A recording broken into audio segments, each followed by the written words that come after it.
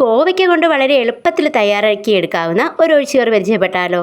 ഇതുണ്ടെങ്കിലുണ്ടല്ലോ ചോറിന് പിന്നെ വേറെ ഒരൊറ്റ കറി പോലും വേണ്ട. എല്ലാവർക്കും പുതിയ വീഡിയോയിലേക്ക് സ്വാഗതം.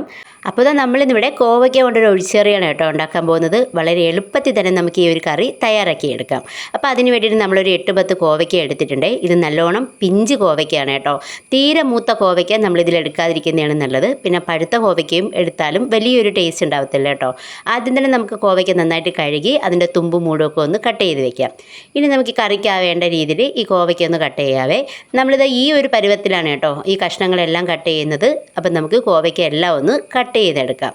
ഇപ്പോൾ നമ്മൾ കോവയ്ക്ക എല്ലാം ഒന്ന് കട്ട് ചെയ്തെടുത്തിട്ടുണ്ട്. ഇനി നമുക്ക് ഈ കറിയുടെ എരിവിനാവശ്യമായിട്ടുള്ള പച്ചമുളക് എടുത്തിട്ടുണ്ട്. അപ്പം ഞാൻ നല്ല എരിവുള്ള പച്ചമുളക് ആയതുകൊണ്ട് തന്നെ 2 എണ്ണമാണ് എടുത്തിട്ടുള്ളത്. അപ്പോൾ ഈ 2 പച്ചമുളകും നമുക്കിതുപോലെ ഒന്ന് നീളത്തിൽ കീറി വയ്ക്കാം. ഇനി നമ്മളിത് മൺചട്ടിയിലാണ് ഈ കറി ഉണ്ടാക്കുന്നത്. അപ്പോൾ അതിന് വേണ്ടിയിട്ട് നമുക്ക് ഈ കട്ട് ചെയ്ത് വെച്ചിരിക്കുന്ന കോവയ്ക്കയും പച്ചമുളകും എല്ലാം മൺചട്ടിയിലേക്ക് ഇട്ട് കൊടുക്കാം കേട്ടോ. അപ്പോൾ ഈ സമയം തന്നെ നമ്മളിവിടെ ഉപ്പും കൂടെ ആഡ് ചെയ്ത് കൊടുക്കുന്നുണ്ട്. ഞാനത് റെക്കോർഡ് ചെയ്യാനായിട്ട് വിട്ടുപോയി. അപ്പം നിങ്ങൾ മറക്കാതെ തന്നെ ഉപ്പൊന്ന് ചേർത്ത് കൊടുക്കുക. പിന്നെ നമ്മൾ കറി വേവാൻ ആവശ്യമായിട്ടുള്ള വെള്ളം ഒഴിച്ചു കൊടുക്കാം. ഒരുപാട് വെള്ളം ആയിപ്പോകരുത് കേട്ടോ. അപ്പോൾ നമ്മൾ എല്ലാം കൂടെ ഒന്ന് നന്നായിട്ടൊന്ന് തവി കൊണ്ട് ഇളക്കി കൊടുത്തിട്ട് നമുക്ക് അടുപ്പിലേക്ക് വെക്കാം. അപ്പം നമ്മൾ തീ നല്ലോണം കുറച്ചാണ് കേട്ടോ വെച്ചേക്കുന്നത്. അങ്ങനെ തന്നെ നമ്മുടെ ഈ കോവയ്ക്ക് അവിടെ ഇരുന്ന് വെന്ത് ഏകദേശം ഒന്ന് നല്ലോണം തിള വരുന്നുണ്ട് കേട്ടോ. അപ്പം നമുക്ക് എന്തായാലും ഒന്ന് തുറന്ന് നോക്കാം. അപ്പം നമ്മൾ നോക്കിയപ്പോഴത്തേക്കും നമ്മുടെ കോവയ്ക്ക ഏകദേശം 3/4 ഭാഗത്തോളം വെന്തിട്ടുണ്ട്. എന്നാലും കോവയ്ക്ക നല്ല രീതിക്ക് വെന്താൽ മാത്രമേ നമുക്ക് ഈ കറിക്ക് വിചാരിക്കുന്ന അത്രയും സ്വാദ് കിട്ടത്തുള്ളൂ.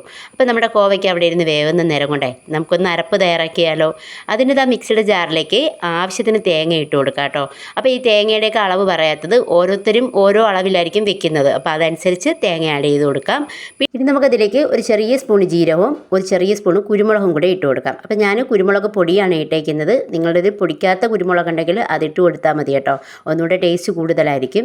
ഇനി നമുക്കിതിലേക്ക് ചെറിയ 2 കഷ്ണം ഉള്ളിയും ആവശ്യത്തിന് വെള്ളവും കൂടെ ഒഴിച്ചിട്ട് തരിയൊന്നും ഇല്ലാണ്ട് നന്നായിട്ടൊന്ന് അരച്ചെടുക്കാം. ഇപ്പോഴത്തേക്ക് നമ്മുടെ കോവയ്ക്ക് നല്ല രീതിക്കൊന്ന് വെന്ത് കിട്ടിയിട്ടുണ്ട്. അതിലെ വെള്ളമെല്ലാം നന്നായിട്ടൊന്ന് കുറുകി വന്നിട്ടുണ്ട്. ഈ സമയം ഞാനൊന്ന് തവി കൊണ്ട് നമ്മുടെ കോവയ്ക്കൊക്കെ ഒന്ന് ചെറുതായിട്ട് ഉടച്ചു കൊടുക്കുന്നുണ്ട് കേട്ടോ. അങ്ങനെ ഉടച്ചു കൊടുക്കുമ്പോഴുണ്ടല്ലോ നമ്മുടെ കറിക്ക് കുറച്ചുകൂടെ ടേസ്റ്റ് കൂടുതലാണ്.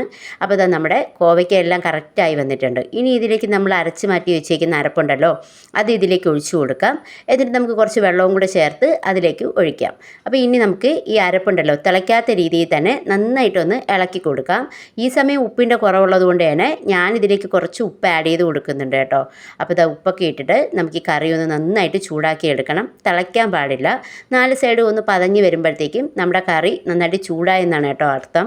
അപ്പം നമുക്ക് ഇവിടെ നമ്മുടെ കറി ഏകദേശം ഒന്ന് സെറ്റായി വന്നിട്ടുണ്ട്. നമുക്കിനി കുറച്ച് നേരത്തേക്ക് കറി ഒന്ന് അടച്ച് മാറ്റി വയ്ക്കാം. ഇപ്പോൾ കുറച്ച് സമയം കഴിഞ്ഞപ്പോഴത്തേക്കും നമ്മുടെ കറിയുടെ ആ ചൂടൊക്കെ ഒന്ന് മാറിക്കിട്ടിട്ടുണ്ട്. അപ്പോൾ നമുക്ക് ഒന്നുകൂടെ ഇളക്കി കൊടുത്തിട്ടുണ്ടല്ലോ. ഇതിലേക്ക് തൈര് ചേർത്ത് കൊടുക്കണം. അപ്പോൾ ഞാൻ ഇവിടെ കുറച്ച് പുളിയില്ലാത്ത തൈര് എടുത്തിട്ടുണ്ട്. അതിലേക്ക് തിളപ്പിച്ചാറിയ വെള്ളവും ആവശ്യത്തിന് ഉപ്പൂടെ ഇട്ടിട്ട് നന്നായിട്ടൊന്ന് ഉടച്ചു കൊടുത്തിട്ടാണ് ചേർത്തേക്കുന്നത്. മിക്സിയുടെ ജാറിലിട്ട് അടിച്ചെടുത്താലും കുഴപ്പമില്ല കേട്ടോ. അപ്പോൾ തൈര് ഒഴിച്ച് കഴിഞ്ഞാലും നമ്മുടെ കറി അധികം ചൂടാവണ്ട. ഒന്ന് ഇളക്കി കൊടുത്തിട്ട് നമുക്ക് ഗ്യാസ് ഓഫ് ചെയ്ത് വെക്കാവേ. ഇനി നമുക്ക് ഈ കറിയിലേക്ക് താളിച്ചൊഴിക്കേണ്ട ആവശ്യമുണ്ട്. അപ്പോൾ അതിന് വേണ്ടിയിട്ട് ഞാൻ ഒരു പാന് ചൂടാക്കിയിട്ടുണ്ട്. അതിലേക്ക് വെളിച്ചെണ്ണ ഒഴിച്ചിട്ട് നമുക്ക് കടുകിട്ട് പൊട്ടിച്ചു കൊടുക്കാം കേട്ടോ. ഇനി കുറച്ച് കുഞ്ഞുള്ളി അരിഞ്ഞത് കൂടെ അതിലേക്ക് ഇട്ട് കൊടുക്കാം. ഒരു വറ്റൽ മുളകും കൂടെ ഞാൻ ഇട്ട് കൊടുക്കുന്നുണ്ട് കേട്ടോ. ഇനി കുറച്ച് കറിവേപ്പിലയും കൂടി ഇട്ടിട്ട് നമുക്കിത് നന്നായിട്ടൊന്ന് വഴറ്റി കൊടുക്കാം. ആ ഉള്ളിയുടെയൊക്കെ കളറ് മാറി മുളകൊക്കെ നന്നായിട്ടൊന്ന് വരണ്ട് വരുമ്പോഴത്തേക്കും നമ്മുടെ താളിപ്പ് റെഡി ആയിട്ടുണ്ട്. ഇനിയിപ്പോൾ താളിപ്പ് കുറച്ച് തണുത്തതിന് ശേഷം മാത്രം നമ്മുടെ കറിയിലേക്ക് ഒഴിച്ചു കൊടുക്കുക. കാരണം തൈരായതുകൊണ്ട് തന്നെ ചൂടോടെ താളിപ്പ് ഒഴിച്ചു കൊടുക്കുമ്പോൾ തൈര് പിരിയാനുള്ള ചാൻസ് ഉണ്ട്. നമ്മൾ താളിപ്പ് ഒഴിച്ചിട്ട് കറി നന്നായിട്ടൊന്ന് ഇളക്കി കൊടുക്കുക കേട്ടോ. ഈ സമയം നല്ലൊരു സ്മെല്ലാണ് കേട്ടോ വരുന്നത്. അപ്പോൾ നമ്മുടെ കോവയ്ക്ക കൊണ്ടുള്ള നല്ല ടേസ്റ്റി ആയിട്ടുള്ള ഒഴിച്ചുകറി ഇവിടെ റെഡി ആയിട്ടുണ്ട്.